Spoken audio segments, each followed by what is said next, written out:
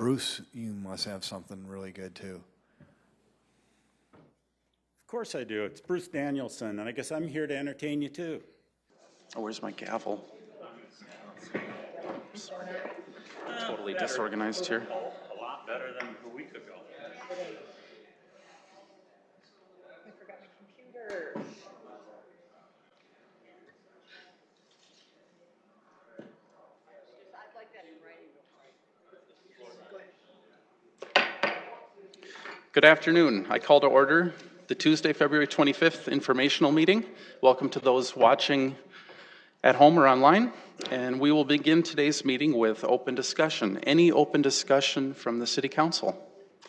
Councilor Erickson. Thank you. I just wanted to, I'm sure maybe some of you saw this, update the council. Last week I went to Pier just for a business meeting and a few things to take in the legislature on Thursday, Friday, and one of the bills that I sat in on, it passed unanimous and went on consent, was the bill regarding stocking, being able to take in past stocking charges from other states. As you know, the case that happened with all of us and the mayor not too long ago, that change was made that now the state's attorney will be able to take into consideration those steps from other states to take those in when those charges are filed. So I think that was an awesome move. They, again, put it on consent, so it flew through, very little debate or discussion and no opposing testimony against it. So it was a good time. I took my son. It was a lot of fun to just kind of introduce him to everyone in Pier and have him get to know the process a little bit as well. So that's all I know. Thank you. Thank you. Councilor Staley. Yesterday, I had the opportunity to go to the Public Transit Advisory Board as they were discussing the pilot program that we are tentatively going to be launching this summer, the on-demand program. And as I was sitting there, something came to me that I want to acknowledge here. There was a group of citizens there who've been very active in giving their input about how this looks moving forward. I think it's fair to say they're senior citizens, women and men who are very interested. They got up and spoke, gave great input, in fact, almost 45 minutes of input during this meeting. But I was very appreciative that Allie Hartzell from the IT Transit Department, she made a statement after they spoke, our city employee, and she said, "We really appreciate your input." And she said, "We're listening." And so did Sam Trebelcock also said that, excuse me.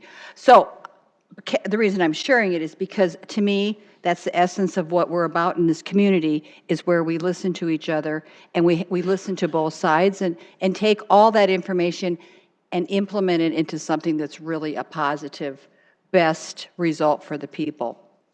The other thing I wanted to share is that this morning I had an opportunity with Julie DeYoung from Animal Control and Tim Olson, who's he's the president of the Northwest Beekeepers Association, to speak about beekeeping on South Dakota Public Radio.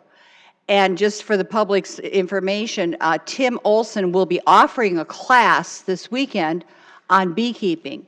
So if you go to my Facebook page or to Northwestern Beekeepers Association of Iowa, you can see the information about it. It costs $100, and it's a 2-day program, and it is totally in sync with the ordinance that we just passed on beekeeping, because we are mandating that you have to have this education in order to have your hives in your backyard. Part of the steps of the regulation, education, and registration. So it was very good, and we're looking forward to wonderful things this summer, not only with beekeeping, but also in dealing with developing more environmentally sustainability procedures in the way of flowers, different kinds of grasses in your yard, thinking outside the box. So good things to come. Thank you. Other open discussion? Seeing none, we'll move on to our first presentation. Washington Pavilion Parapet and Cornice Condition Assessment and Study by Architecture Incorporated. And I believe we may have Scott Russ kicking it off for us from Finance. Thank you. Good afternoon, Scott Rust, Finance. We have ARC Inc. here with us today. ARC Inc. has been involved with the Washington Pavilion for quite some time. They are the architectural firm, obviously located right next door, that's helped us with a lot of the improvements to the envelope of the building of the Washington Pavilion. So they're here today to talk about a very important project that we feel that the public needs to know and as well as the council needs to know about going forward. So with that, I'll turn it over to Steve Jastrom. Welcome, Steve. Yeah, good afternoon. I'm Steve Jastrom with Architecture Incorporated, and this is Ron Griebel. He works at Architecture Incorporated, has been very involved at the Washington Pavilion as myself for many years. And we get to talk about exciting things called parapets and cornices, and we want to get in and hopefully we'll explain some of that to you, and please ask questions as we go here. I did want to quick back up for just a minute and highlight and commend the city for, ever since 1920, you have maintained that building very well. There have been a lot of improvements that have occurred since 2020, or since the year 2000. All of the exterior stone that's been there for over 100 years has all been repointed. And I mean, frankly, you usually don't have to do that once 100 years. I mean, that needed to be done. It's all completed. All the windows have been replaced into good thermal energy windows that'll last for a long, long time. There's an entirely new roof over the whole roof system, not just in certain areas, but everywhere. And that's very important. Different parts of the exterior space, there's exterior insulation finish system over the high roof areas of the stage that have been repaired. There were structural items inside the rigging gallery and above the stage that had to be adjusted, and those have been corrected now. Some minor mechanical, electrical things that have been redone. And east retaining wall has been just completed. That was in very poor shape. And then a new entrance on the east side, on Phillips Avenue side, just installed, which is really going to help protect the entry from further damage from water and rain that really affect that. And then we've tried through the years to do various repairs on the terracotta that's on the outside of the building, and that's what's kind of leading up to where we're at here today. We've attempted many cases to repair the sealant joints, which have been done in the years past, but now we're kind of at a point where we need to do something else.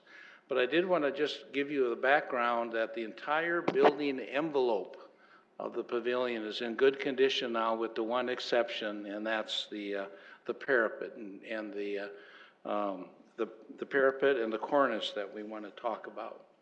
As you look at the pictures here, I'm going to kind of describe it to you.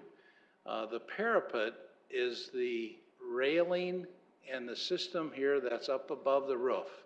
These we call balusters because it's like the balusters of like the railings like you have in your house. Those are made out of terracotta. There's also solid elements here that's made out of terracotta. These were all installed on the pavilion roof back in the 1920s when they started to add on to the building. And again, this is not part of the roof system. It sticks up above it, and we'll show you another drawing in a minute to make it more clear.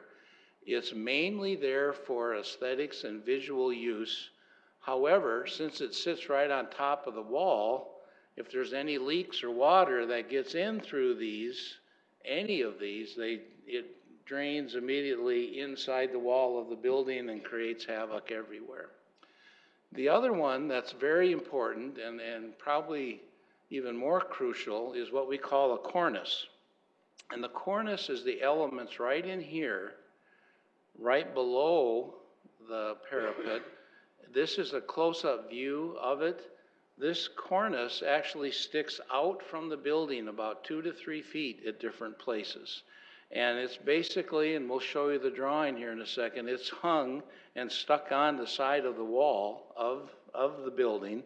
And there's just reinforcing bars and things in it that hold it in place. Well, since over the last 100 years, there's been water getting into the building, that's starting to raise havoc, and some of that steel is rusting very severely.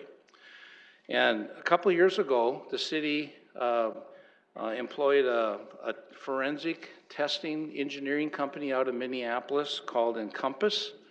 And we worked with them when we took different parts of the parapet apart, the cornice apart, and analyzed where's the leaks coming from in these areas and how bad is it. And I want to just highlight for you the in the Encompass report, again, there were 2 reports in 2017 and 2019, but they summarized it, and I think this is crucial. At a minimum, all water intrusion at the parapet and cornice areas must be eliminated. Because if water continues to enter the building, the cornice supports will continue to deteriorate and cornice failure will occur. So that it will occur, because when the steel is completely rusted through, which it is in a few spots, and Ron's going to show you a little bit about them, the cornice that's sticking out, hanging over the building, can fall down. Now, when we get to that, I want to, Ron can show you where he observed different things, but I want to mention again, this is a drawing of a, if you call it a section of the wall. This is the vertical wall of the building. This is the horizontal roof that goes there, and this is the balusters, the pile of the parapet that I was talking about earlier. And then this is the cornice that sticks out over the wall about 3 feet. And Ron, why don't you kind of start to show them a little more about it?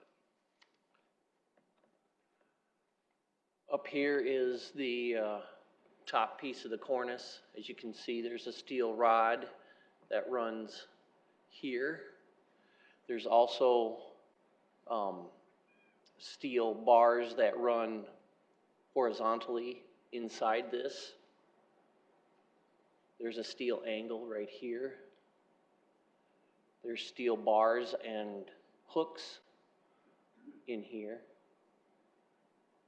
And these are what we've had Encompass look. They have taken the backside of of a couple of these open, and we were able to look inside and see that the masonry is wet inside. It is also rusting the steel that's up here. Up here, the terracotta, it has been cracking up at the top.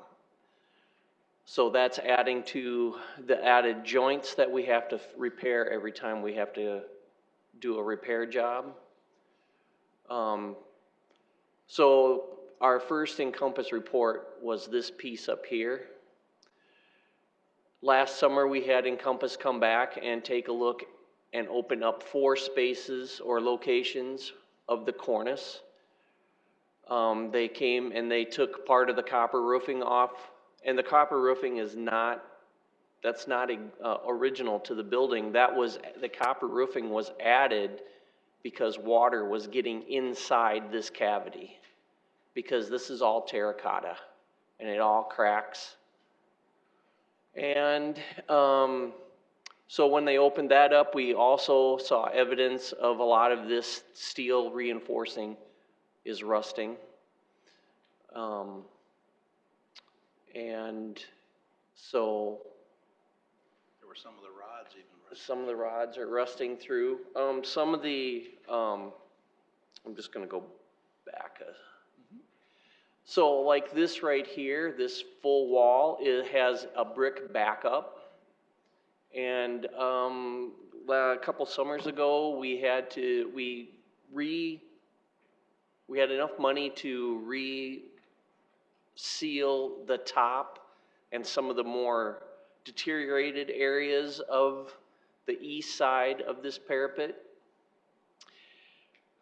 Also on the back side of this is brick, and the brick faces were popping off, which means water is coming in through the inside and migrating out. So the only way it comes out is to pop the brick face off.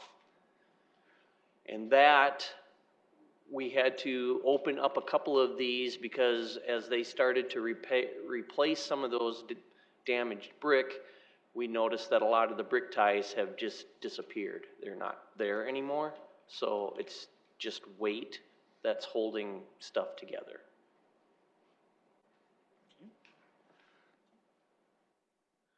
Well, and again, to kind of summarize this, and we'll get into detail in our recommendations, is based on the report from Encompass, okay, what do we do from here? Because when you aesthetically look at the building on the outside, all of this stuff looks pretty good from the ground, but of course, when you get up to it, and it's in a different situation. Well, what we've looked at, the key thing we wanted to look at is the part of the cornice that sticks out. You know, the cornice is a part of the original building, a very important feature of the integrity of the whole design is both this and the baluster parapet. But we started to look at, well, what could we do to replace this? Now, the huge disadvantage of this cornice now is it's built out of terracotta, and there are smaller pieces that we have many, many joints that have sealant or mortar in them, and that's the downfall of terracotta, because you have so many joints, and over 100 years, they don't last. But we did do a pricing. You can still get terracotta. It's very, very expensive. It's probably almost 4 times the cost of what we're proposing to you. But it doesn't solve the long-term issue because we have all these joints again. So we also talked with, of course, our very good precast suppliers, Gage Brothers Concrete in Sioux Falls. They can fabricate this whole shape, very intricate forming, of course, out of concrete. But we have a very serious structural concern with that because it's so heavy. And what happens is that you take this, imagine this big piece of precast up here. Even if you can get part of it having a void to it, you have to anchor it back to the building. This is just clay tile and stone. And Gage Brothers says, we don't want to touch that because it's going to be way too heavy, that even if the precast is anchored into here, it could pop the stone and the clay tile off because it's not made for the weight of precast. The other option we could do, and we've replaced a few sections down low with cast stone. Instead of real stone, you actually cast it, and it looks really good. But again, it's heavy. It's lighter than precast concrete, and we could get that in this shape, but it too is very expensive. And again, we have the structural concern.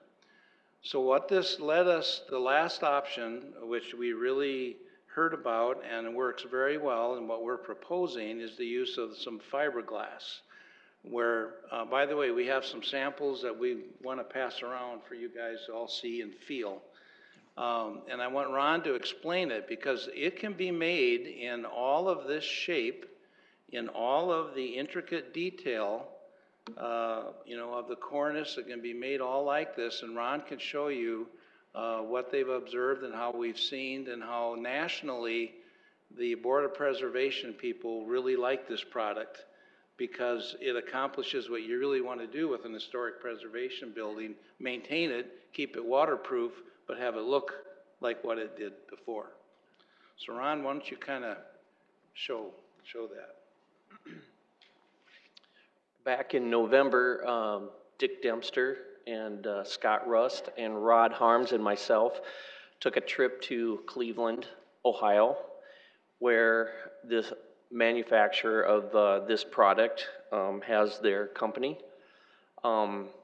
They took us on a tour of downtown Cleveland, which some are these photographs up here. And they have done quite a few buildings in Cleveland itself. They do buildings all over the country. All these photographs that you see up here, all of these details were done in fiberglass. They took us on a tour of their plant. They showed us how they put these things together, and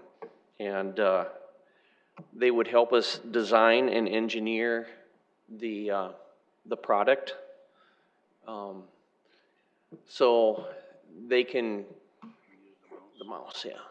So they can build this in a few pieces where we have just a fraction of the joints that are needed for the terracotta. It's much lighter, so it will attach to steel that's easily mounted. We can do new brackets out of steel, out of galvanized steel in here. So also, we would be removing this here and waterproofing. We'd be putting a waterproofing barrier here all the way up and over the parapet, so that would make this wall watertight. And so this fiberglass system is also protecting that water barrier, so it's not exposed to the elements like the terracotta is. In terracotta, or even precast or cast stone, this here is your water barrier. It's not inside and protected. So. Well, one of the last things I wanted to mention is we were looking at how you go about replacing this with the fiberglass. And as we've researched that, as we were preparing our cost estimates for you, what we would see happening is that for sure the pavilion stays in complete operation as it is.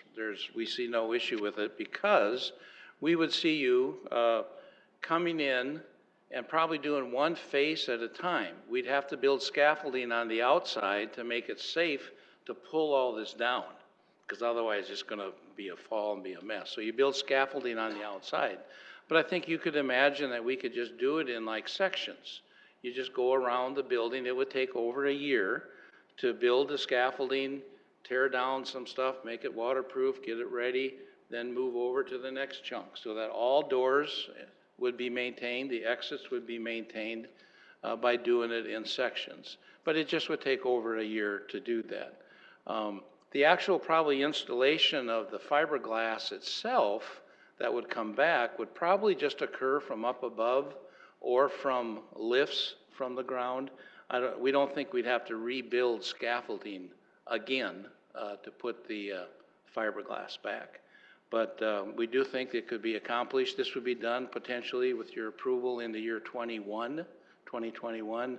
We'd finish the design this year and get bids on what we can for those items, and then the work would be done in the calendar year 21. So, before we have questions, Sean, do you? Maybe before we go to questions, we'll have Director Pritchett finish with a couple slides, and then we'll open it up.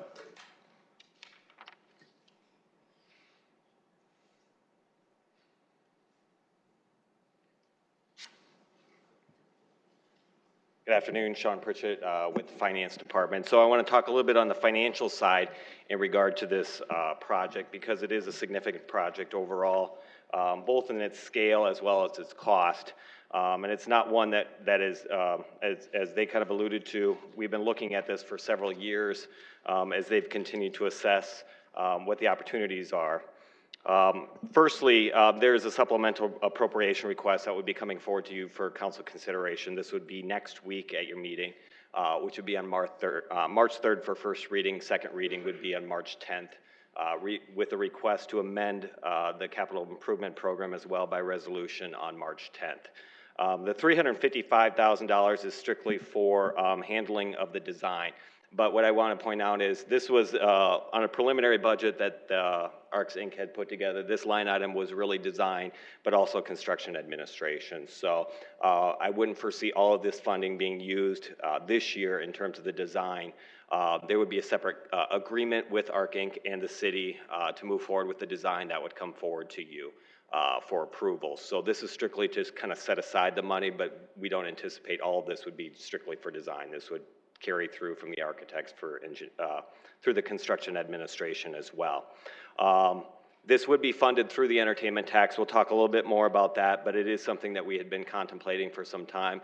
The entertainment tax had been originally developed to support the original Washington Pavilion when it was first renovated. It has supported the Washington Pavilion capital improvements since then, and it is able to absorb the costs that we're proposing here would be forthcoming. The total project cost we anticipate to be somewhere between $5 and $7 million, but we won't know the exact cost until we get through more of the design phase. And that would be something additionally we would have to be coming back to you for a supplemental appropriation. So we haven't built this in to the capital program as it's currently approved, but we were aware that it was out there. So we knew that there was going to be some additional expense here, but we didn't put it into the capital program until we had full known cost. So those would be coming back to you at a future date too, once design has been completed. One of the things that we've talked with ARC Inc. about is kind of a dual design strategy. So as they noted in their presentation, there are portions of this project that are kind of structural related and some that are aesthetic related.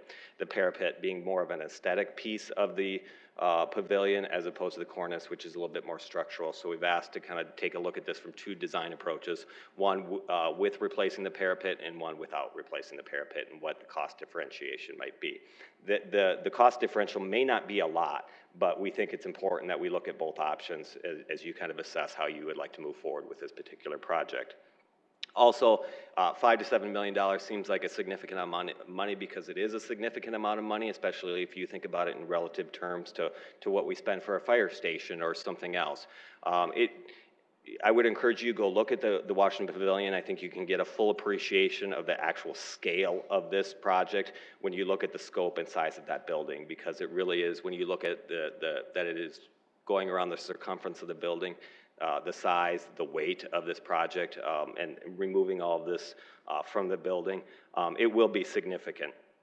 As I said, after we complete the design, then we will be coming back to you and talking a little bit further about what the actual total cost would be for the project and a further request for funding at that time.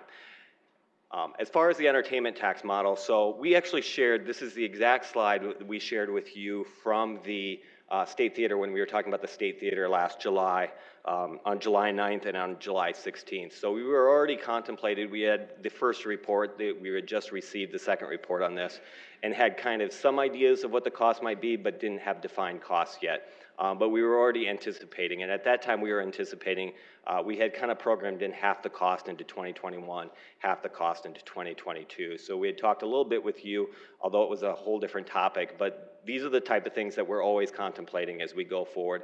You can see in those two items, or it was spread between 2021 and 2022. But there are other major replacements that we're also always contemplating as part of the entertainment tax fund, not just in the 5-year outlook, but 10, 15, 25 years down the road. We've kind of talked about that in regard to the event center, that we know, when you hit that 10-year mark, when you hit that 15-year mark, there are significant costs that we should be prepared for replacement. One of those happens to be the video and the ribbon boards in order to keep the technology and keep the facility to the same degree that we have it currently. And so we have programmed in additional funds into 2023 and 2024 to potentially address those issues. We don't know if that's actually going to occur in those years, but we want to make sure that our model financially can be prepared to absorb that. So that's the next major, I would say, significant expense that we expect the entertainment tax fund absorbing at that point. And then you could kind of see at that time we expect to continue to build up that balance as we look forward to other significant expenses. So if you, we also talked a little bit about this during the budget presentation for the entertainment tax fund, but again, we're getting into a lot more detail now as to what this expense looks like and the overall total project scope. As far as the project timeline, Jim did allude to this a little bit, but we would request the funding so that we can move forward with design in 2020 in hopes that we can begin preparing for construction in 2021, which is a little bit ahead of where we originally anticipated, but in looking at the assessments that we received, we thought it was important to address this issue sooner rather than later. We have made some, as they stated, attempts to try to address the issues by doing some caulking and trying to address some of the joints on the one side of the building, and that alone was a significant expense, but it hasn't addressed the issues of the water infiltration into the building. We're still continuing to see issues. Again, a significant expense overall for the replacement of this parapet and cornice, but if you think of it in terms of a factor that I think, how often would we have to go out and repair those sealants if we continued to try to address it through that? Every 5 to 7 years we would be up there, and I don't know if you have a ballpark of what the cost would be when we do that. About $700,000 a year every time we would do that. So we are, we will have a return on our investment here by not having to do the ongoing maintenance costs that we're going to experience if we continue to maintain it as is. Did want to talk a little bit about this as well. We don't have the final financials out for the city. We'll be coming forward with that in early April, and the audit will be released at the end of March. But this is to give you kind of a snapshot of what our entertainment tax fund looks like, or what our end of year balance will be for the entertainment tax fund. So at this point, less restrictions and funds that we already have committed to existing projects, we anticipate we will have an available fund balance at the end of last year that we will show in the financials of about $6.3 million. Now, you might state, okay, this is a $6 million project. Is it going to completely deplete the entertainment tax fund?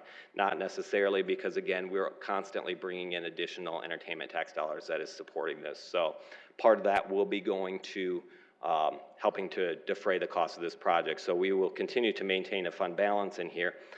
But it is a significant expense when you think about, in 2019 we had $8.3 million of revenues into this fund, and this is potentially a $5 to $7 million project. It does take a significant chunk out of our revenues for this fund. But again, they weren't unanticipated. We have continued to make sure that the model supports the potential costs for this project.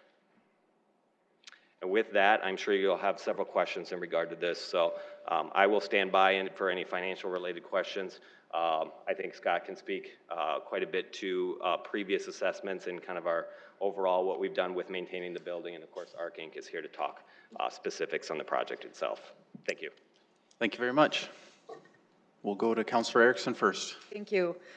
Thank you for the presentation. I mean, it's certainly hard to swallow, I'm not going to lie. It's, we think of how much extra revenue this is going to bring in the pavilion. Well, I don't know how much, but what it's going to do is it's going to protect our asset and making sure that the water doesn't continue to seep in the walls and cause additional problems down the road, which we're seeing today. I had a handful of questions and almost all of them were answered. I think that one of the key takeaways for me is a couple summers ago, the repair work was done on one side. If we're talking about doing this at the tune of $700,000, or even say we cut a deal for $500,000 every 5-ish years, we're still going to have those same problems over and over until it has to be replaced. And so you're kind of just throwing the money away. My question to you is, when you bring back the supplemental for the design work, I want to know what other design options we have. I know this isn't original to the building. I think it looks pretty.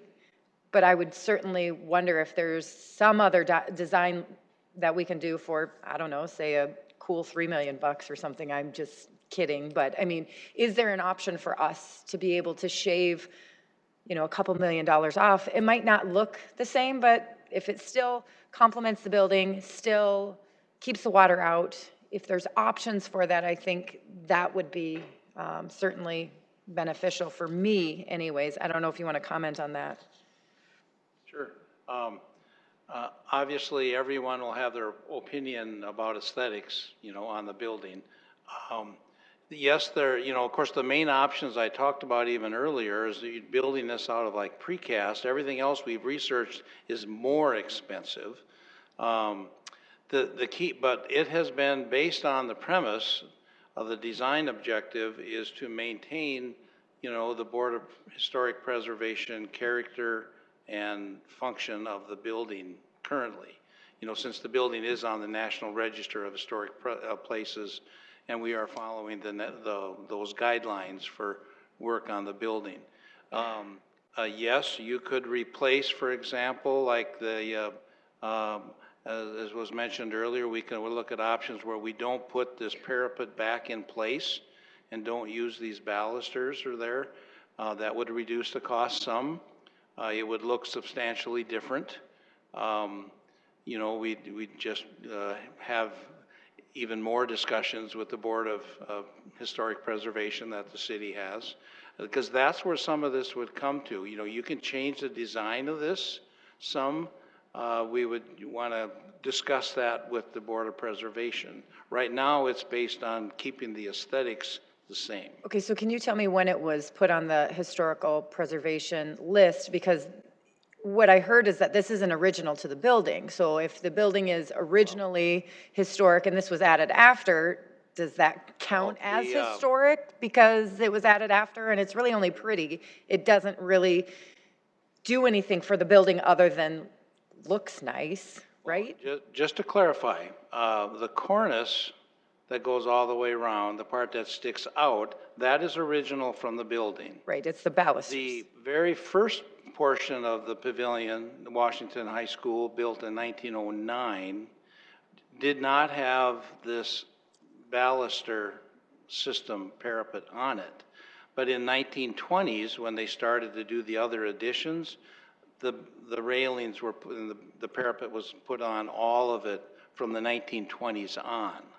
So only the very original way north section of the building did not have this originally, but in the 1920s it was added, when it was added to the rest of the facility, and in the 1930s when the big addition was put on, that was all on there. So is it been there for required? 100 years, both the parapet and the cornice. So my question is it required? The parapet, no.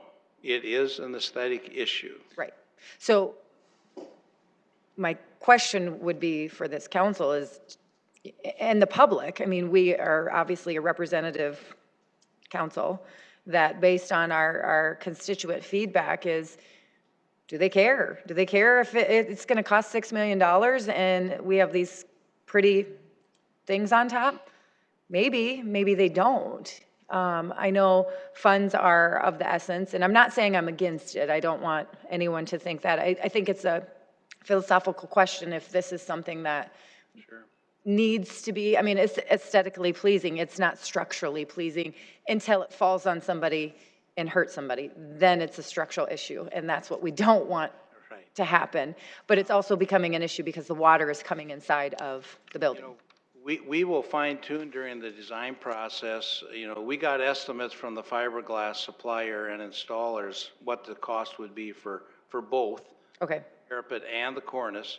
During the process, we'll refine this and identify closer what just the parapet cost is, for example. I think that would be helpful for me anyways. Sure. And then I'll yield the rest of my time. But Director Pritchett, I just want to say thank you for including the extra information on here with the entertainment tax fund outlook. Having that, I mean, I didn't look at it closely, but it's great to know that you've been talking and thinking about this for a long time and had this in front of us on 2 separate occasions last year. So I thank you for your outlook on this entertainment tax, and it's still a tough pill to swallow, I'll say.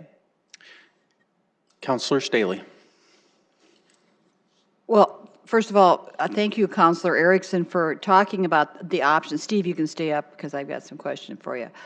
But I appreciate the option of giving us some choices, you know, to analyze as this moves forward. But a few things that I've got questions of. First of all, having come off of a siding issue with the event center and other issues of durability. Okay, so we've got this fiberglass thing. So, and you went to Cleveland.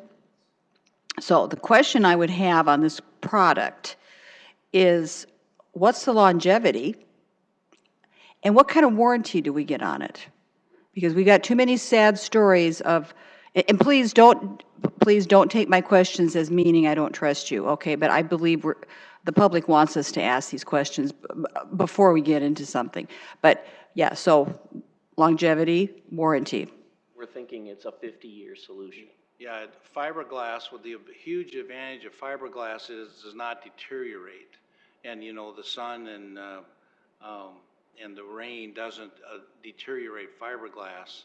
And that's why the huge advantage of it. And the joints that they do have, these are long links, like 12 feet long. The joints, they're kind of rabbet the joints in, so the sealant that is in there is not exposed to the elements like a regular sealant exposure would be. Right, right. That's why we see this product easily lasting 50 years. But what's the company saying? And before you answer that, and let me back up too, because I know you talked with a company about this, right? You're getting your pricing from a company. When we were talking about snow gates, before I led the petition drive for that, I priced out the cost of a snow gate, and I bartered a deal with a company to get a reasonable price on multiple snow gates. And then what happened at the end, and Mr. Cotter's here, but I was told you can't do that. You have to put it out for a bid, okay? You can't just say this company's going to do this. So how would that be any different with this product? We can't just go with that company, right? Yeah, I know there's been discussions on that, and I don't know, Scott, if you want to address that. Don't you have Of to? course, all the labor and installation, a lot of things had a bid on it. Yeah, Right, but everything the would, product everything would go through a bid process. So again, the installation, the materials and everything for this project would all be bid as a package. But as far as companies that produce a fiberglass product. There are other companies out there that do produce this fiberglass product. Don't you have to put that out for a bid? You can't Well, that's just part of the construction bid package, that the general contractor will provide the fiberglass product along with the labor to remove the cornice and the parapet and install the product. So the contractor the city doesn't get involved with putting that out for bids? Just for the product? That's what I'm saying, is that the city will let this for bids, but it'll be for the installation, the removal, and the product itself. And so most fiberglass companies install it as well? Is that like? No, not most of them don't install it. So again, the general contractor will probably sub out the installation of the fiberglass product. The general contractor will then also contract with a fiberglass company to provide the fiberglass for the Right, product. but I guess if I was still on the council at the time, I'd be saying, you know, we need to have, talking to these companies, just like when we put that siding on the event center, it's like, what kind of warranty are we going to get for this? We want it in writing. We want, you know, give us a 15-year warranty, or so that in 3 years after we put this up, we're not going to be coming back to the public so and saying. that's one of the things we talked about when we got back from our trip from Cleveland. Obviously, we were going to want to work with a company that has very good, high-quality standard product that we will buy from them that will last the 50 years that we're asking for it to last. Okay, and then, have we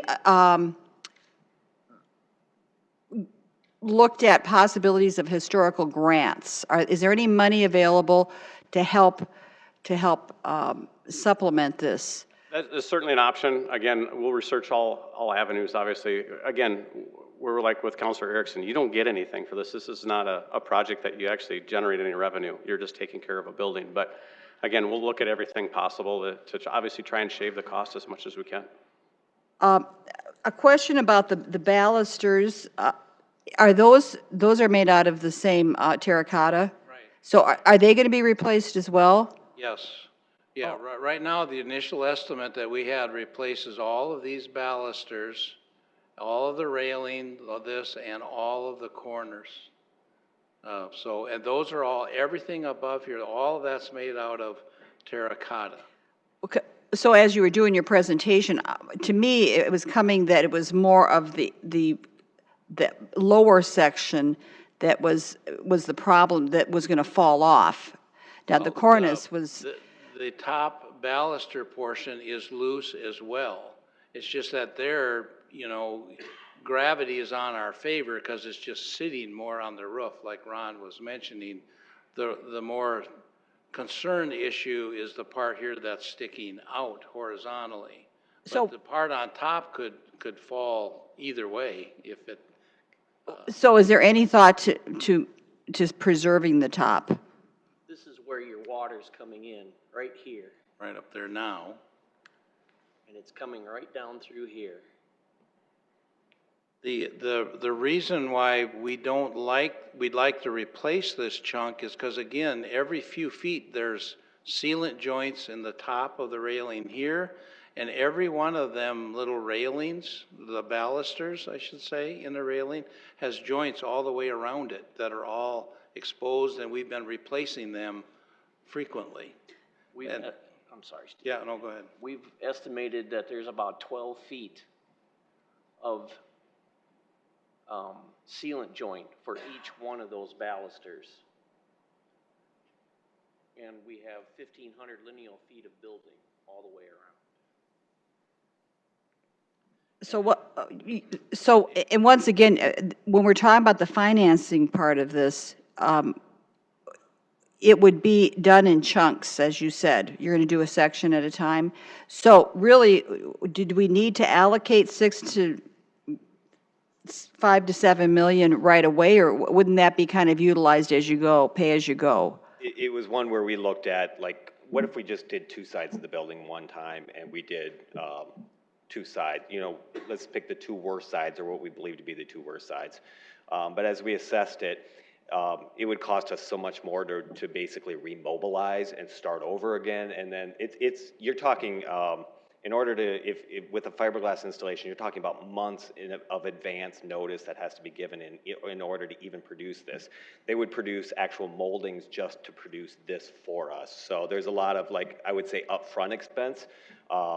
So it didn't make sense to try to remobilize 2 years later and do it. Yes, maybe we spend, you know, $4.5 million this year, we do $4.5 million 3 years down the road, but now we're still at $9 million. And we still have the potential issue of that you're going to continue to have potential structural issues as well as water infiltration into the building. So I get that this is a significant expense, and be aware that we have challenged our architects in every possible way to think of ways that we could try to reduce the cost here. I know the parapet piece is aesthetic, and we have pushed on that piece as well because of it being more aesthetic maybe than structural. We can't leave the parapet up there. It is as much a part of the problem as the cornice itself. Maybe it's not structural, but it is in terms of the water infiltration. We can't leave that piece up there because it is damaged and it is still causing damage to the building. So removal is the biggest piece of that. The other piece that I have learned going through this process is the actual reinstallation and the manufacturing. You can correct me if I'm wrong, but the manufacturing of this to put this back is actually the smaller part of this expense. The removal of this in a safe way and pulling all these pieces off the building is going to be a lot of where that expenses lies, and you can correct me. But so, you know, we will talk about different options in terms of the parapet or not the parapet, but I don't want to leave you with the impression that there will be a mammoth savings as a result of not putting the parapet on, because we've looked at that, and that doesn't seem to be the appearance, but that doesn't, it still behooves us that we should look at that option. Well, and I think I agree with Councilor Erickson when she was saying having that separated, it just helps us to make a better decision. Exactly, and we think it's fair that you should be able to make that decision because it is aesthetics versus structural. So, thank you.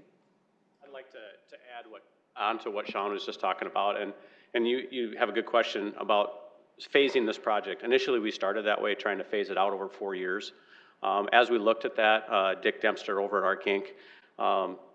Penciled it all out. It looked like it was going to cost approximately $1 million more to probably do it over 5 years because of all the mobilization costs to just set up the scaffolding and rent the scaffolding and move that. So again, one of the things that we looked at, and it just didn't pencil out, it made more sense to try and do it over an 18-month period.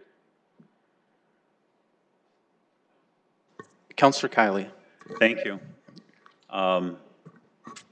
I would say that the interest in this project is likely to be higher than what a lot of us think it's going to be. Not only from the perspective of the members of the Historical Society, but there's thousands and thousands of graduates that exist in the city of Sioux Falls from this building. And I guess many individuals, whether they graduated from there or not, may have the expectation that once we took over the building, we were going to maintain the building and maintain that historical integrity as well, too. So, I mean, I've been at O'Gorman High School, Lincoln High School, taught in this old Washington High School, as well as at the new building. So, you know, I'm not necessarily tied to any one of them. However, I just think that the interest in the community may be higher than what some of us may believe. I do have a couple questions for the architect. If you could switch to this slide that shows the actual exterior of the building with the parapet up above, and it's the photo on the right. The number of balusters there, each baluster and the very top of the parapet there, what would you call that actual rail that spans the length of all of those balusters? We just call it the top of the parapet. Okay, the top of the parapet. That's Okay, what well, actually I nailed that one. Yeah.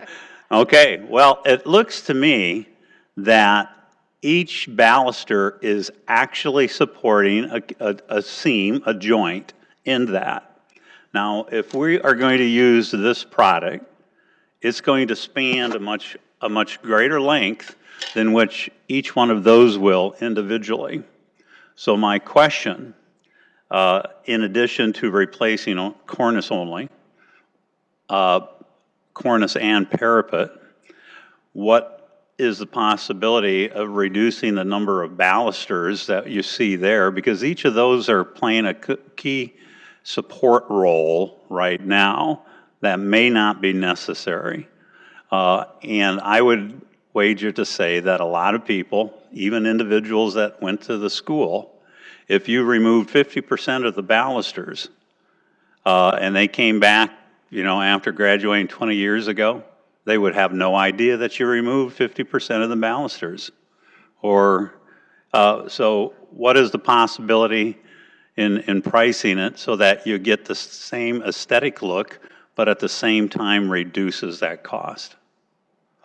That's definitely a possibility to omit them and reduce the quantity of these balusters. Yes, they support the top rail, but they sure do not have to be that close together. Of course, back when this was built with terracotta, as you can see on the close-up here, it had to be close together. Right. Because again, terracotta is only made about this wide. Right. Where our new fiberglass is going to be made in like probably 12-foot lengths, but you're going to need some support along the way so it doesn't sag. Absolutely, But yeah. yes, that can be reduced structurally and still give you the effect. Okay, great. And you had mentioned too, because of the water infiltration, that the actual top portion above the cornice and below the parapet, that there would be some type of a watertight membrane. Yes. What we would do when this is removed and the cornice is removed, as Ron mentioned, we would actually take like a rubber membrane that's adhered to the wall and bring it up and over the top. This part of the roof would stay, this part of the connection into the roofing that's there. But the rubber membrane comes up and over and down and connects to the roof so that we're really sealing all of the roof and the wall and everything together. And then all of the new fiberglass just sits on top of the rubber membranes, which is the real waterproofing. The fiberglass is just an aesthetic covering so you don't see the black rubber. So you do not need to penetrate that membrane with any support We would have rods, some steels. supports, like for example, there's like, here it shows some steel angles that they have. We would have a few of those and they would penetrate the rubber membrane, but it's real easy to seal around those before you put the fiberglass on. Okay, that was my question, the ability to seal once it is penetrated. It's much easier with the rubber membrane. Currently now with all mortar, it's very difficult to seal mortar weather tight. Well, it's obvious that we have to do something, because otherwise you're going to have your cornice, instead of 4 floors up, it's going to be a ground level eventually. And we don't want that, because that becomes a safety issue. Caulking isn't going to do anything to the deterioration that has already taken place that the naked eye can't see. To the metal structure, the structural supports that's actually holding that cornice, and even the baluster in place too. So I don't think just continuing to caulk at that expense every 5 years or 7 years it's definitely not the answer. If you open up, if you've seen what I've seen under, with that stuff open, with the back of the wall open, all that masonry is wet inside, and that, it'll never dry out. Right. And we know that it wasn't too long ago that one of our buildings downtown was losing their facade, and that created, and that was on a much smaller scale, and that we were very fortunate as a city, as a community, and the owners of the building very fortunate that individuals escaped any injury associated with that too. So look forward. I know that this is just initial.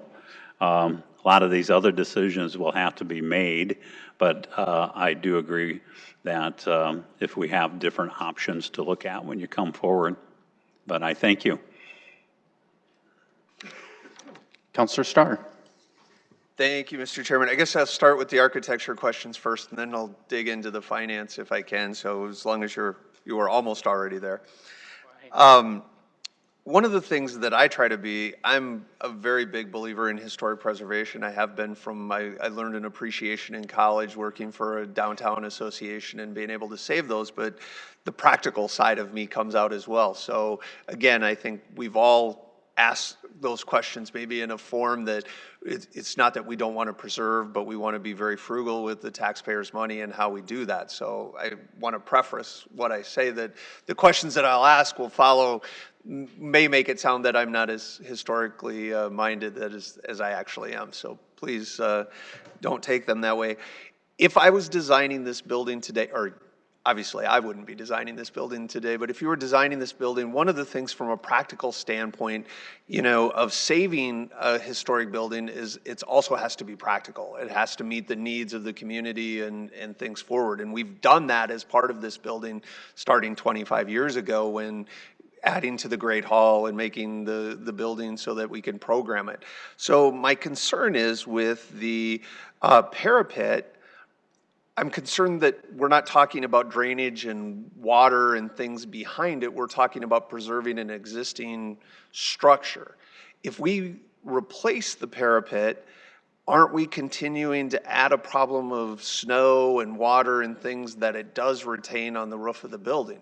Because my understanding is if the parapet wasn't there, snow would have the ability to blow probably closer off of the building. There would be less water issues with the rest of the roof as it freezes and thaws. I mean, we're replacing the parapet and cornice as part of this, but are we solving some of the issues of drainage that we need to address as part of this as well? Yeah, very good question, but there really is no issue behind the parapet for the roofing and the snow and the drainage of the water behind it. Okay. That roofing has all been replaced with a slope that drains water away from the building, 2 roof drains.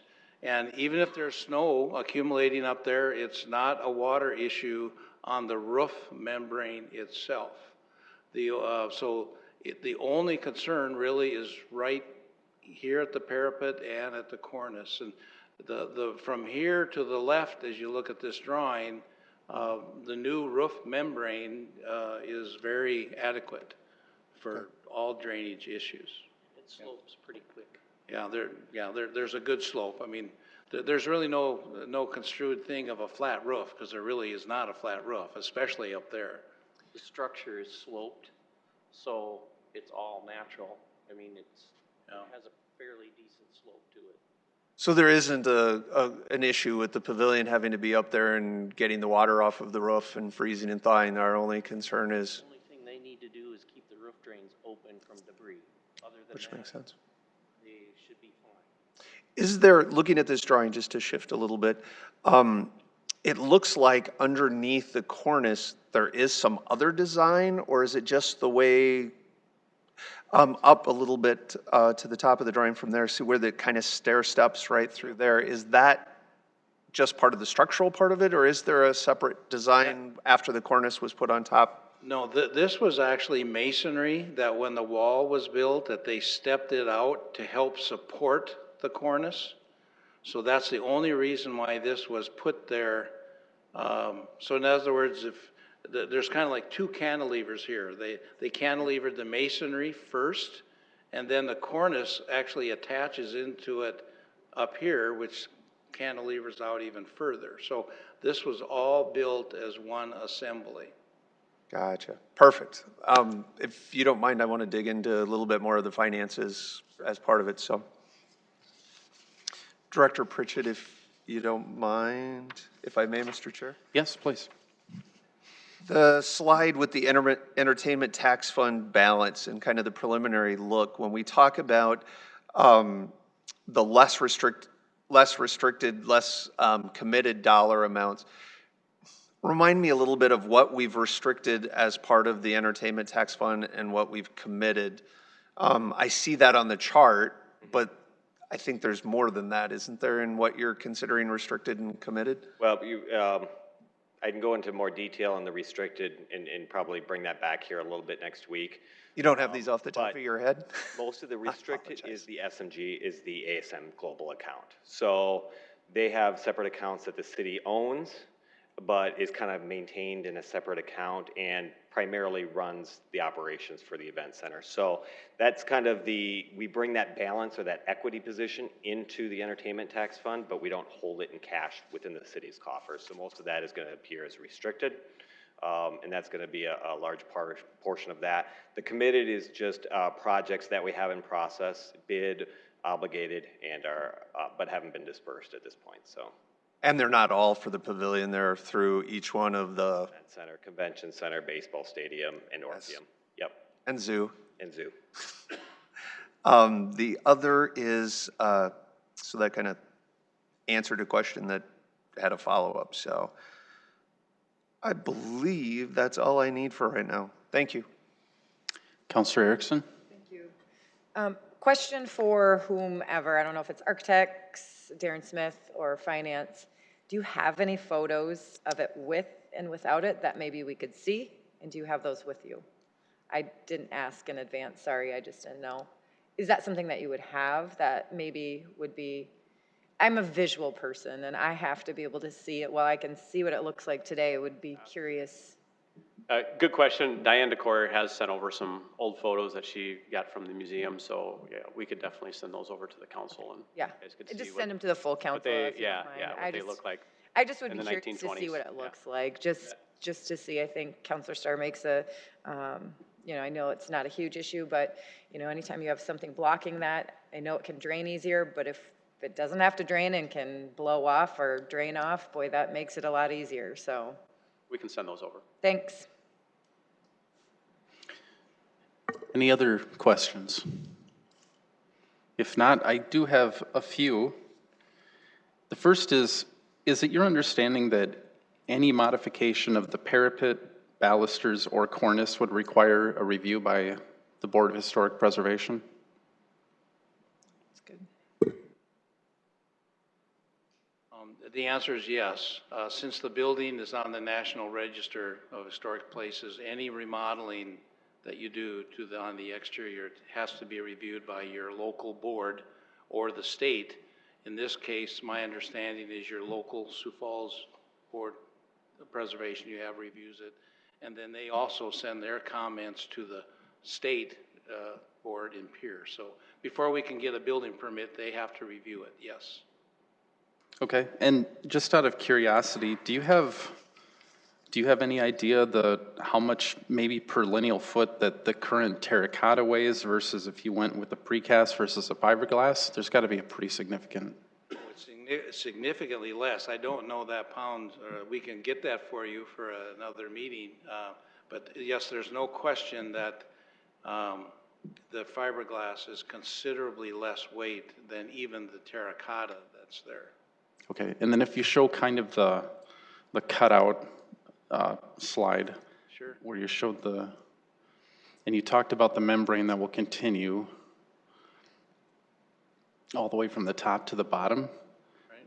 Is there Is there some sort of at the bottom, whether it be either like a hole or a drip edge or something where any water can get out of there? Yes, we call them weeps, actually weep holes. And in probably the bottom part of this fiberglass panel, either here or up in here, we would actually have some holes drilled in it that allows the whatever water that would get through here to drip out.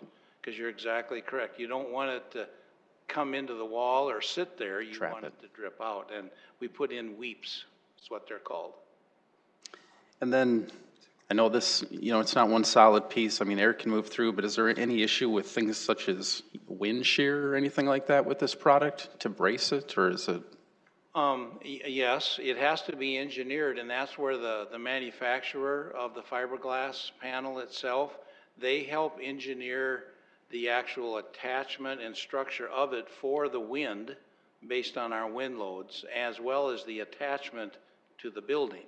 So yes, it will be engineered accordingly for not only attachment, but also to support, all of there'll be a few pieces in here as it comes together. They have to engineer the attachments and the stabilization of it. So yes. Does that first cantilever piece, does that go away during this installation? Yes, we want to remove that as well. So that's a nice, clean, smooth wall. The only reason this was ever put in here was to help support this cornice. So we would remove that so we have a clean slate of new waterproofing to attach to. Okay. And finally, I assume that any bid package would have architectural specifications. I would say this particular, we want fiberglass, it has to do X, Y, and Z, and it has to have X warranty, and so anybody that bids is gonna have to provide a product that meets that, and it could be one of many manufacturers. That is correct. You need to prepare specifications like this product, just like you do any other bid procedure where you specify the quality of the material. The thickness of it and the color and everything needs to be specified correctly. And finally, the question that Councilor Saley did raise about warranty, do you know generally what their warranty is? No, I don't. They didn't give us a specific warranty we could ask them that again, what they have for it. But I just do know that other fiberglass materials used in building construction, there's a long life expectancy, again, because it doesn't rot, doesn't rust, and that eliminates a lot of issues right there. Sure, absolutely. I would expect, given that they may have a pretty good warranty when it comes to at least the material, maybe not the labor, but. We just don't know what that is for the material itself. Okay. So. Looks like. We're looking at, they started off as installers, and they were finding that they couldn't find products that were fitting together to their expectations. So they started making the products themselves and testing them inside their own facilities before they took them out to the job site. And so they both installed and made the product. They've come to the conclusion now that they've just are concentrating on making the product, but they still have the knowledge of installing it. Sure. And a lot of the installers that they had working for them have opened up their own companies. So there are numerous contractors that they have the expertise of putting this up. Sure, they'd be like certified installers for the product, basically. Yeah, we definitely want the installer to be certified by the manufacturer. Yeah. Because you want one source of responsibility, the product and installation. So yeah, you would specify that which is very common, by the way, that you have the installer be certified by the manufacturer. Very good. I'm going to return to Councilor Staley. It looks like she has a follow-up. Very quickly. I know the Prairie Meadows group, they've got a meeting with their Right. members at 6 o'clock. So Then we'll get to that right after this. Yeah, I just to follow up on that is that, once again, I would like to know the longevity of the projects that have had this product used on them. And again, I think we need to have some kind of a warranty written down that the company is going to stand behind it, because, I mean, things can crack, they can start to crumble. I mean, I know you think that you're sold on it, but just to say to the citizens, this is the longevity, this is the track record that this product has had. Thank you. Okay. Thank you very much. Great presentation. Next up is Prairie Meadows Water and Wastewater Update by Diane Best, Assistant City Attorney, Mark Cotter, Director of Public Works, and Chad Heavey, the City Engineer. Director Cotter, welcome. Yes, good afternoon. Thank you for having us. Did each of you get this fact sheet in front of you? All right, great. And there's, for anybody that's here, there's more of these fact sheets over by the door. Just want to acknowledge the team that's here. Two of the board members from Prairie Meadows, Jeff Davis, who you should know well, is a business person in town, but also was on the annexation task force approach. And then Michael Schilling, he's a local CPA. He does the book work for the Prairie Meadows Sanitary District. And we'll get through as much as we can tonight. We have about 15 minutes to essentially take you through what's in front of us. I did send you an email yesterday. Hopefully you had a chance just to peruse that to kind of tee this up. Also from the City of Sioux Falls, Albert Schmidt, he's here along with Jeff Eckhoff from the planning team. Already talked about Diane Best and Chad Heavey. They'll be here. They've been an integral part of this operation. I hope I'm not missing anybody else. Oh, and Eric Bogue. All right, let's get started. So most of you know the history that we've met with this neighborhood several times, probably over the last 6 to 7 years. Once it got to a point when the annexation task force really got stood up, we've had, just through that transition, we've had limited discussions with Prairie Meadows. Through the thinking about a new approach, we got together in 2019 and again to say, how can we effectuate this transfer in some way or take one step forward? And so what came out of that was the sanitary district asked the city if we would take over the operation of their wastewater system. And so if you'll allow me to just kind of go bullet by bullet through this, and again, anybody that's here wants to see a fact sheet, we'll make sure that this is uploaded for Denise if it's not already, and then answer your questions. So the City of Sioux Falls, you know, operates a wastewater system, a regional wastewater system with over 56,000 customers. One of the values to that is the size and the resources that we have. Allows us to provide reliable service and stable rates. The Prairie Meadow area is generally in the southeast corner of the intersection of 41st Street and the Ellis Road. The Prairie Meadow Sanitary District serves 75 customers and has been a regional customer of the City of Sioux Falls since 1976. Minnehaha Community Water Corporation is their water provider today, and the city provides the water or the source water to Minnehaha Community Rural Water today at a strategic meter at about 48th Street and Ellis Road. The district has received a grant through the Department of Environment and Natural Resources. They've renewed that grant twice. Each time they do that, it has a life of 3 years. The end of that second 3-year piece is at the end of March of 2020. So that's really what brought this forward is Jeff and Mike came in and said, let's take a look at this. Let's see if there's a path that we can mutually agree on and see if we can get this done and ultimately still take advantage of those grant dollars that the DENR has granted to them. So when we got both parties in the room, we also had Southeastern Council of Governments and Department of Environment and Natural Resources on the phone. We said, if this grant expires at the end of March of 2020, it's cold, there's not going to be any sewer work done, what other options are there? And the idea that came up was, why don't we ask to change the percentage of the grant from about 57 to 60% of the total project cost up to 80%, and turn it into a connection fee.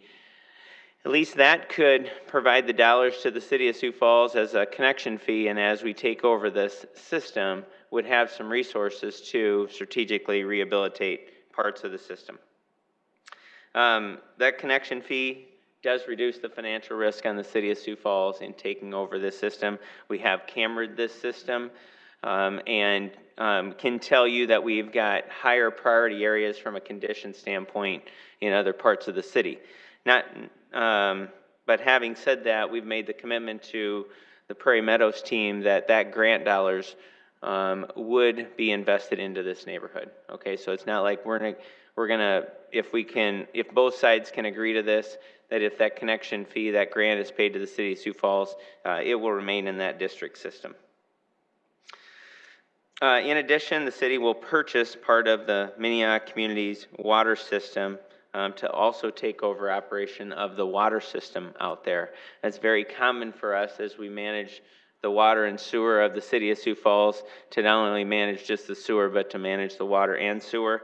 This is at the very end of Minnehaha Community Rural Water's system, and they are supportive of turning their customers over to us as well. These transactions have been detailed in this joint powers agreement that Diane and Eric have put a lot of time into, working with their legal counsel to make this a win-win for both sides. Some of the key dates that are in the JPA is on or before March 31st. Again, that's to effectuate this transaction to make sure that they can and we can take advantage of that grant. One of the things that we'd said is then, from a term standpoint, how long does this joint powers agreement stay in place?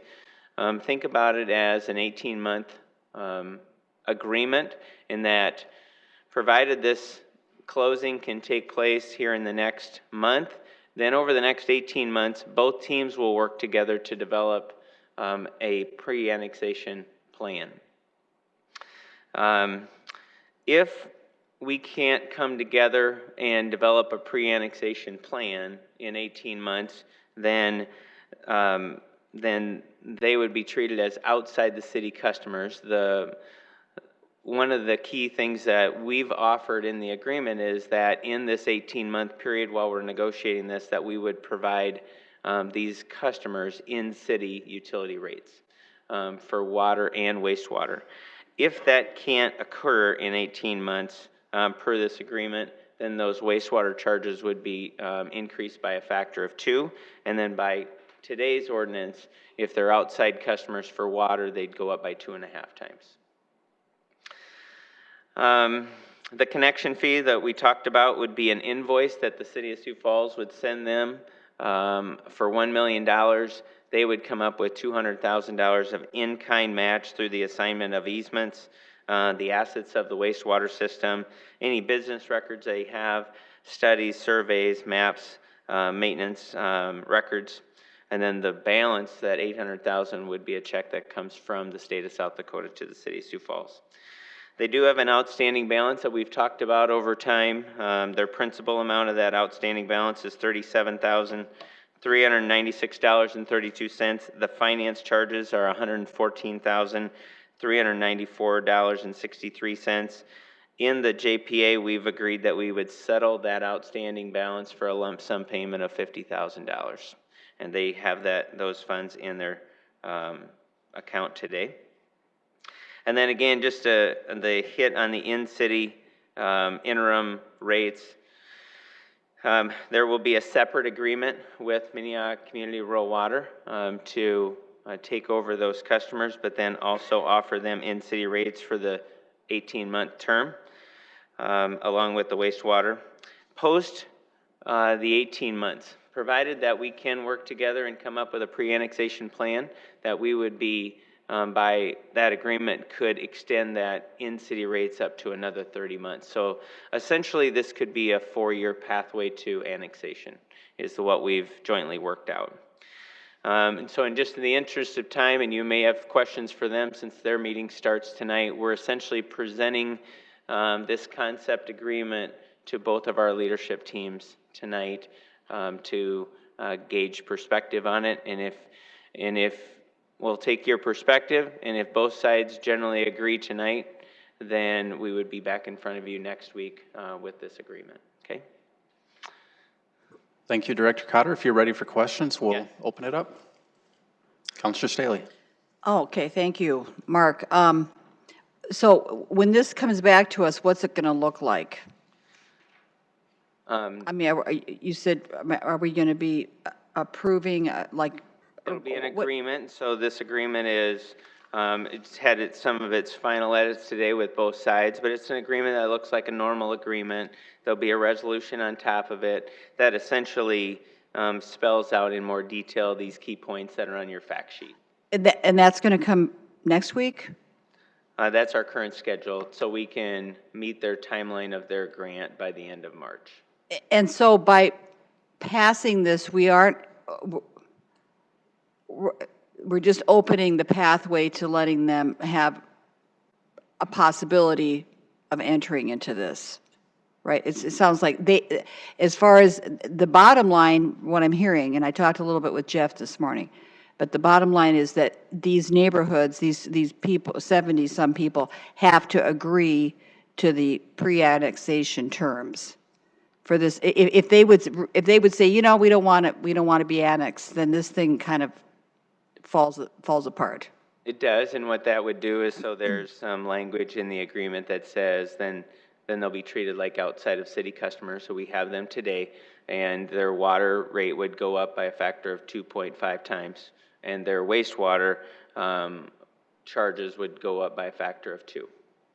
So, two things, and I want Jeff to come up for a minute and answer, but before he does, I'm appreciative that you're willing to waive some of taking that whole finance charge, everything down to the $50,000 mark. So I think that's a positive, that people would appreciate that. But one of the things when this topic arose back after we got elected in 2016, that I was concerned about was the interest rate we were going to charge on these assessments. And I think Councilor Neitzer would agree. We heard from people who were going to be, really damaged by having a $30,000 to $80,000 assessment on their home. So is that part of it, is that going to change? I believe council acted on a new process that also not only looked at the interest rate, but also looked at the term. And so over across this next, I think one of the things that we'll get into, and maybe a little too early with this, is this would be an agreement to take over their wastewater system, and there'll be a separate agreement to take over their water. There'll be an 18-month period to talk about the annexation piece, and we can certainly revisit that. We have a new finance director, a new mayor, and some new council members, and so just to refresh everybody's perspective on, I know there was a 5-year term, a 10-year term, and a 20-year term. But the other thing that was key is that there's an annexation task force report that no longer says there's one street design. In some cases, they can, if they choose, they can maintain gravel. They can do a rural section road like an Old Orchard. There's a lot more options available to a neighborhood than were, in that 6 to 7 year range when we started talking with Prairie Meadows. Right, and I'll never forget, I got a phone call after the fact from a widow, and she was crying. Her husband had just died, and she said, I've got such if this thing is hanging over my head here in this neighborhood, that I don't know if I'll ever be able to sell my house. And so those kinds of things are what really, at the end of the day, concern me. But, and I know that they're in a real unique situation with this with this waste treatment thing. Jeff, if you'd come up for a minute. Thank you, Director Cotter. But just to let my colleagues hear what you said to me this morning about I don't think some of them may be aware of what are people paying now a month for this sewer charge. Well, their monthly sewer charge is $100, is $100 a month. They're going to cut their utility costs by half, or a little more than half, on water and sewer. So over say we have an 18-month period where we make a plan, submit it to the city, and it's accepted, and it's done over 30 months. You're going to have 48 months of saving $100 to $120 a month, which would apply $5,000 to $6,000 to their assessment anyway. Certain responsibility goes, in our hands. But the key thing is here is that we all need to keep in mind is that if we go past March 31st without some kind of a solution for Prairie Meadows, we're both going to give away $1 million. Who wouldn't want a leg up of $800,000 to start sewer repairs? The fact of the matter is, with only 75 residents, it's not even practical if you want to talk about assessments. Our bid for a total upgrade of the sewer system, which it doesn't need right now, but it, was probably going to be around $2.2 million. So even with an $800,000 grant that we had to spend $1.3 million on to get it, we would have had to borrow $600,000, still would have had a $500,000 shortfall. So the assessment that they would have got alone, not only would they have the $100 sewer charge, then they would have had about another $125, maybe $175 assessment to go with it, because that kind of work's just not designed for 75 homes. So what we think is and I'm going a little further than what you asked me, but I want you to know, in reality, what we're doing is offering a practical approach to the city and to the neighborhood. They have absolutely nothing to lose. If the neighborhood doesn't come up with committees and in an 18-month period come up with a reasonable annexation plan that the city can accept, they go back to being what they are, and they've had their sewer upgraded with the $800,000, and they've had the water rates, and so to me, you don't operate a sewer district with 75 people. You need 300, and you don't have it. That clay tile's been in there for a long time, and right now, as a district supervisor, if we had a catastrophic event that plugged half the houses on the TLS road, I don't know what we'd do, because there's no grant for that. And the last I checked, First Rate Excavating likes cash. And so with that, I'm going to ask you to give this thing as much consideration as you possibly can, as quickly as you can, because it does have a timeline on it. Nobody wants to let $1 million that's been laying out there for about 9 years go away just because we did not have the ability to get it fixed. We'll also be happy to get even with the city, and I say even in a good way, on the finance charge debacle and the pumping charge debacle. And I want to say thanks to Mark's department, all the guys that we've worked with. I think they've come up with a fair agreement for Prairie Meadows. And I think that'll be a leg up in getting the annexation process going.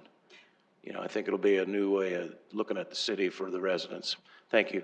And can I just ask, and maybe Mark knows, and I know you don't want to get too much into this annexation topic, but is this going to be separate? Is each neighborhood going to be petitioning to be annexed in, or is this going to be handled as a group, as a 75 house Prairie group? Meadows, what the 75 residents in the sewer district, I guess, constitute Prairie Meadows. I don't know anybody outside of Prairie Meadows that's in another district, but.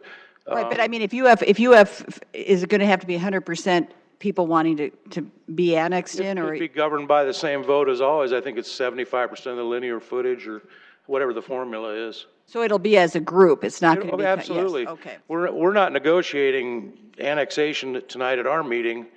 We're providing a solution for the sewer district. The piece of the annexation, we'll present that to them, and they have a choice. We can come up with committees as a group and as a neighborhood, agree to a plan and submit it, or they can say, well, hey, we're not going to do this, and get ready to pay the rates again. I just think this is a huge opportunity to put that money to work in the right way, and the residents will appreciate it, because believe me, they won't appreciate the alternatives. So what we're doing now is just being asked to give you that opportunity to decide. I'm sorry. So next week, we'll be just giving your neighborhood an opportunity to decide on it. We're going to be saying, you're going to decide next week whether we can enter into this agreement with Prairie Meadows Sanitary District. We're not asking you to make any kind of an agreement with any neighborhood about anything. What we're doing is asking you to save a failing sanitary district. That's all we're asking. The neighborhood group will take care of organizing the annexation conversation. The annexation task force meeting had a huge impact on, you know, how we can do that, and I think that most of the residents will be happy to get involved. Councilor Kiley. Boy, Jeff said it all very, very well. I mean, in addition to the $800,000 that we're receiving, your neighbors, you and your neighbors are going to get out from under $150,000 in debt. Your rates are going to be cut in half. We would take over the sanitary district, and you would no longer have any responsibility for its upkeep and maintenance. Right. The city would do what they do best with that stuff. They would manage that.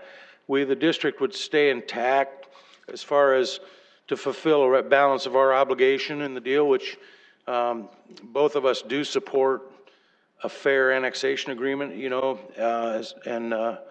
but that's not the influence that we want to have on the people tonight. We just want to, we need to have a viable sewer district. Because believe me, that if we have a sewer issue over in that neighborhood, it's going to affect a lot of areas around Sioux Falls besides Prairie Meadows, because we're surrounded. And so it's time to handle the water issue there. This agreement ends all arguments that Prairie Meadows had with the city about developmental impact. It gives us an opportunity to fix the issues and have a reasonable annexation. It also would be a banner accomplishment to take the things the annexation task force worked hard on and put them to work in an annexation that part of the community was in favor of. If the group isn't in favor of it, they aren't. You know, there's a formula, but I think that reasonable people will see this as the most reasonable approach that they've had in years, and I hope so. You know, that's all I can tell you, mainly. Mr. Chair, I would just say, continuing, thank you very much, Jeff, for your comments. I mean, the immediate thing that we're addressing here right now is the wastewater, the transfer of the wastewater system.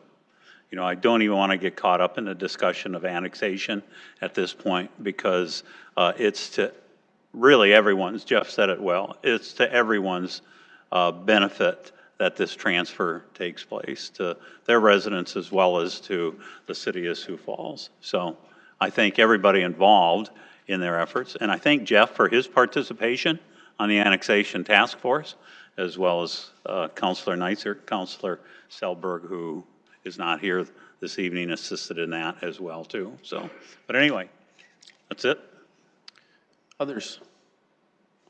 Seeing none, I just have a few comments. First of all, again, thank you to everybody that's worked on this. This has been something that living out in that general area has had me nervous for several years, worried about a public health emergency if something were to happen, because I didn't know how they would address it financially.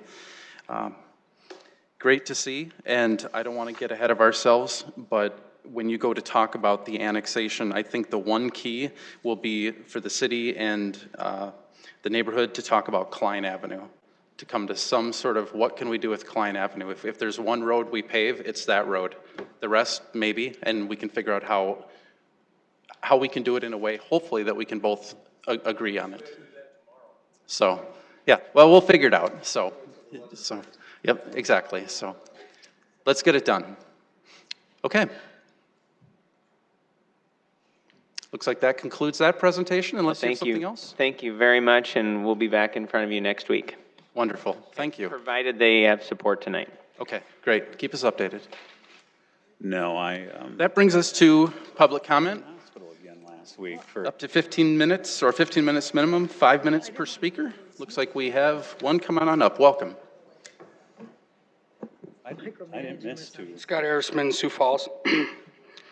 I was listening to the discussion earlier about the Pavilion and the Parapet and Cornice, and the one thing that I've always wondered is, why does the Pavilion continue to take the lion's share of the entertainment tax every year?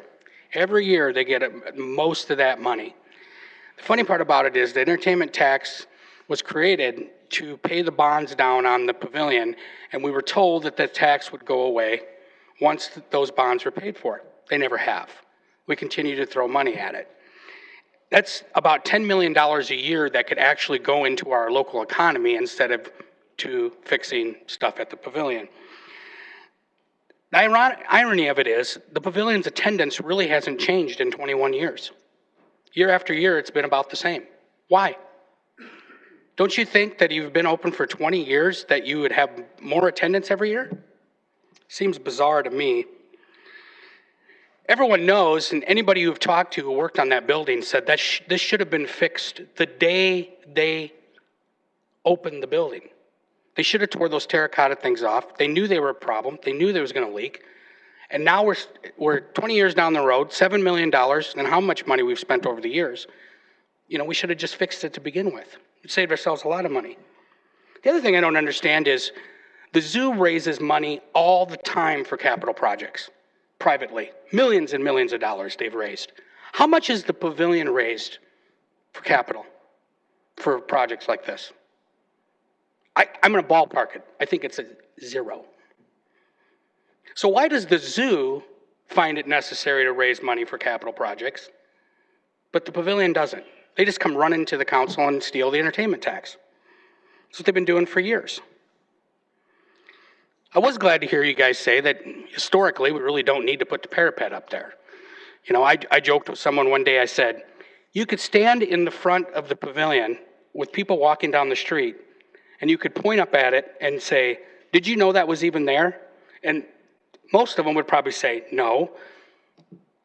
And then if you asked them what it was, they wouldn't be able to tell you. We don't need to replace it. We just need to fix that roof and get it fixed. Nobody is going to look up there and notice that it's missing.